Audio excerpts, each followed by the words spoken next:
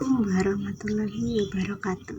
Jadi di video kali ini kita akan mengenal konsep dasar Pancasila. Yang pertama, pengertian Pancasila. Secara etimologis, Pancasila berasal dari bahasa Sanskerta panca yang artinya 5 dan sila artinya prinsip atau asas.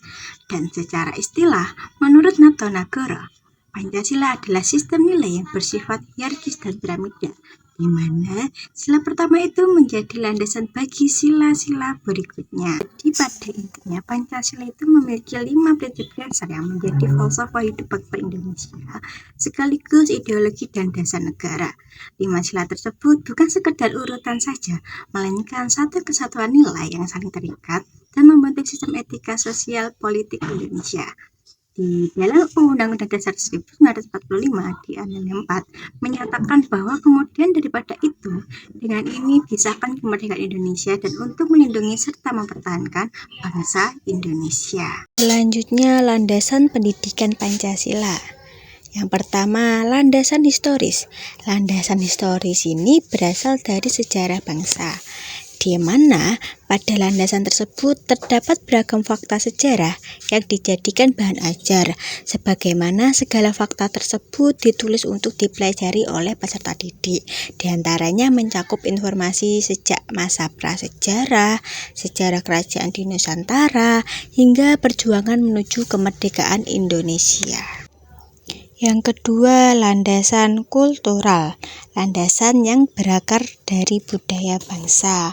Dalam landasan ini, aspek kultural yang dijadikan landasan itu dapat berupa adat, bahasa, kesenian, agama, dan lain sebagainya.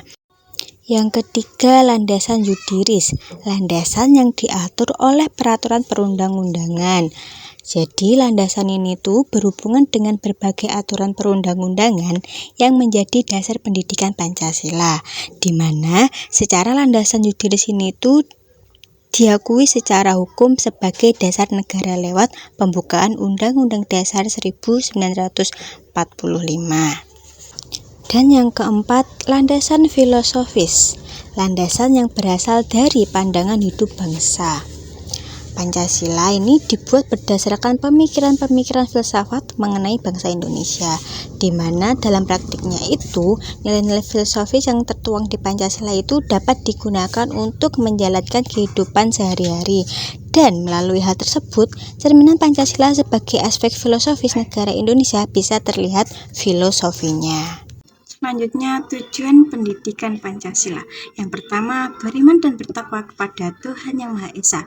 Yang kedua, berberi kemanusiaan yang adil dan beradab. Ketiga, mendukung persatuan bangsa. Yang keempat, mengutamakan kepentingan bersama. Dan yang kelima, mewujudkan suatu keadilan sosial dalam masyarakat.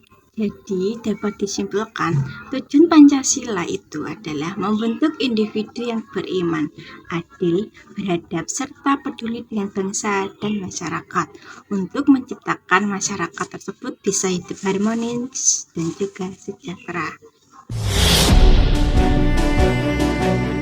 Baik, cukup sekian materi yang sudah saya jelaskan mengenai konsep dasar Pancasila.